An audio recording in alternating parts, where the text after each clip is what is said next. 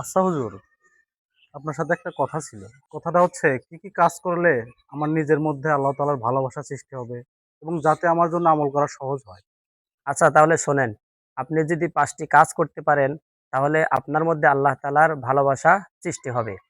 ১ number হলো আল্লাহ তাআলা যে এই যে এত নিয়ামত দান করেছেন, এই নিয়ামতের বেশি, বেশি শুকরিয়া আদায় করা। এই নিয়ামতের বেশি, বেশি আলোচনা করা।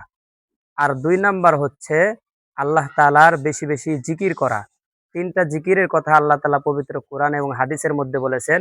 এই ৩ টা জিকির বেশি, বেশি পাঠ করা। ৩ নাম্বার হলো আমরা যে আমলগুলো করি, এই আমলের সওয়াব তো আল্লাহ তাআলা দিবেনই। তারপরেও আরেকটি কাজ করতে হবে। আমল করার পাশাপাশি আল্লাহ তাআলার কাছে বেশি, বেশি দোয়া করতে হবে। আল্লাহ তাআলা যেন আমার দিলের মধ্যে আল্লাহ তাআলার ভালোবাসা সৃষ্টি করে দেন। ৪ নাম্বার কাজ হলো আল্লাহর রাসূল সাল্লাল্লাহু আলাইহি সাল্লাম আল্লাহ তাআলার কাছে বেশি, বেশি দোয়া করেছেন আল্লাহ তাআলার ভালোবাসা পাওয়ার জন্য। এজন্য আমাদেরকেও বেশি, বেশি আল্লাহ তাআলার কাছে দোয়া করতে হবে। ৫ নাম্বার হলো সিরাতে রাসূল সাল্লাল্লাহু আলাইহি সাল্লাম এবং সাহাবায়ে কিরাম এবং বুজুর্গানে দ্বীনের আলোচনা, বুজুর্গানে দ্বীনের বই আমাদেরকে বেশি, বেশি পড়তে হবে।